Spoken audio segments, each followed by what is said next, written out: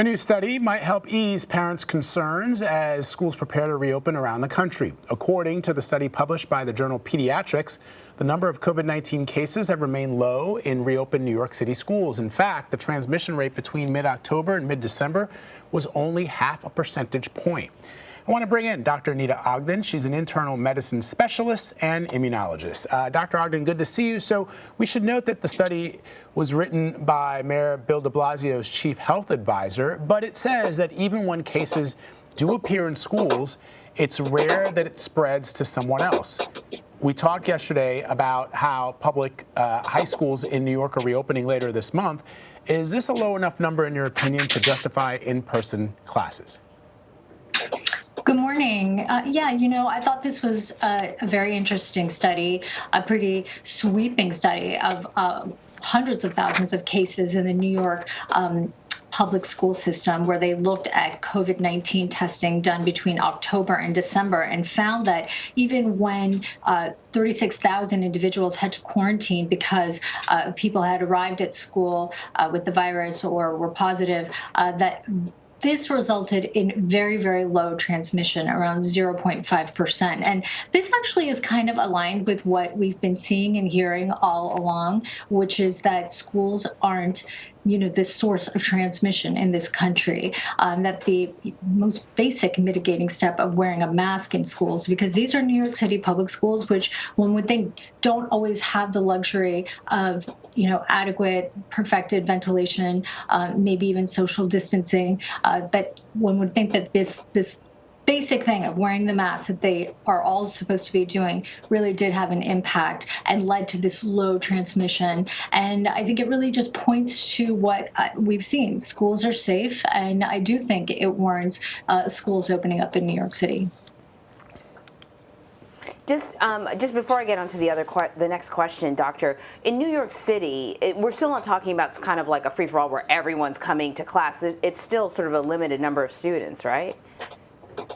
Yeah, there is that. And there's also different situations for different schools depending on what they can do. So there isn't necessarily students going back to school 5 days a week.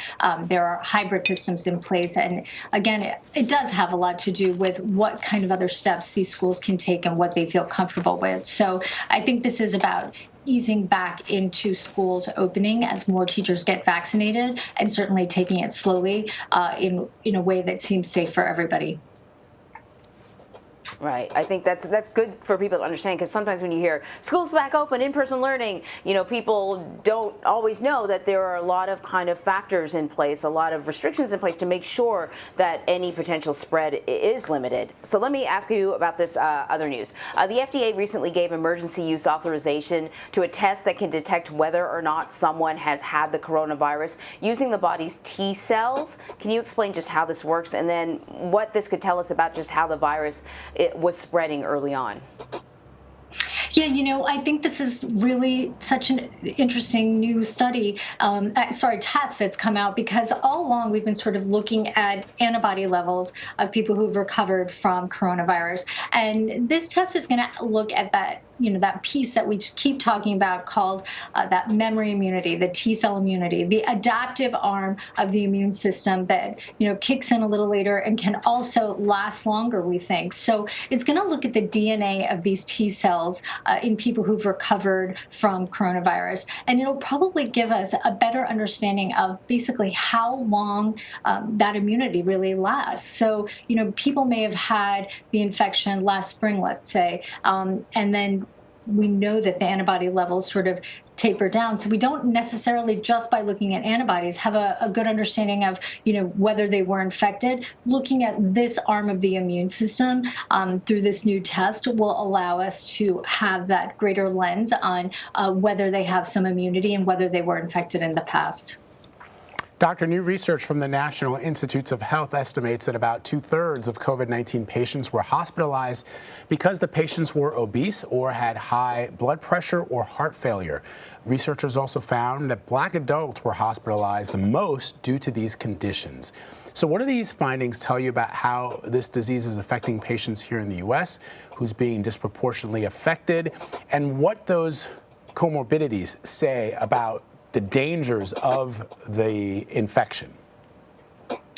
Yeah, I see that the NIH and the CDC, they're putting a lot of attention to what are those risk factors that lead to the greatest morbidity and mortality in COVID. And what this NIH study looked at through statistical modeling was that two-thirds of hospitalizations were due to 4 particular conditions: obesity, diabetes, hypertension, and heart failure. And in fact, in the United States, we see a lot of those conditions overlapping in just one individual. And yes, this was also noted to be more of a risk factor if you were older and for certain races such as Black individuals. So this is a really important, finding in terms of mitigating steps that we can take as a country in terms of decreasing the morbidity and mortality from this disease. A, identifying those people, and B, again, preventative measures from, earlier in life, at a younger age, starting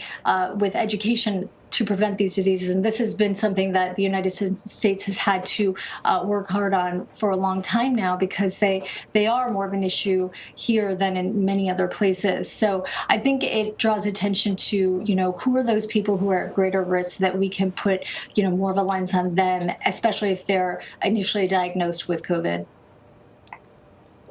So, Doctor, we know that obesity is certainly a risk factor, but there's a new report out from the CDC that says that people that are almost or maybe slightly overweight, not majorly overweight, just a little bit over the line, might actually have the lowest risk of severe complications for COVID-19. So I don't know if that means 5 pounds, 10 pounds, 15 pounds. It probably varies depending on your height, but what could be going on here?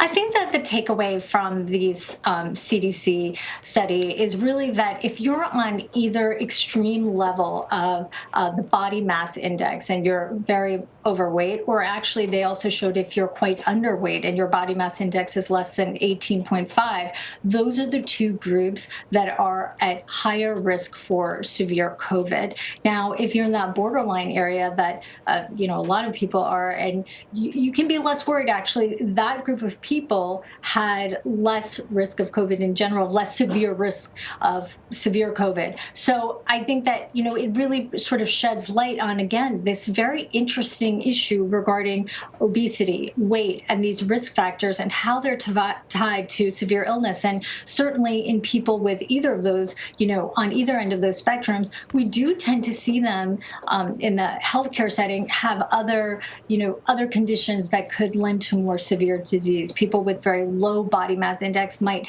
have depleted immune systems, in fact. And same thing goes if you're on the other spectrum and you are, way too high, then that can be associated with, again, diabetes, metabolic disorder, high blood pressure, all the things that we were just mentioning from the NIH study. So interestingly enough, though, if you're in that gray area, it's a good thing to monitor. You don't want to tip in one direction or the other. And I think it really does shed light on sort of risk factors that we need to keep in mind as we look at severe COVID. And we also want to keep in mind, too, that body mass index isn't always the best, way to gauge somebody's, risk factor in terms of weight. There are better things. It doesn't really examine things like fat to muscle ratio that well, but it is something to keep in mind when thinking of COVID. That's good stuff. Dr. Neeta Ogden, thank you very much. Thank you for having me.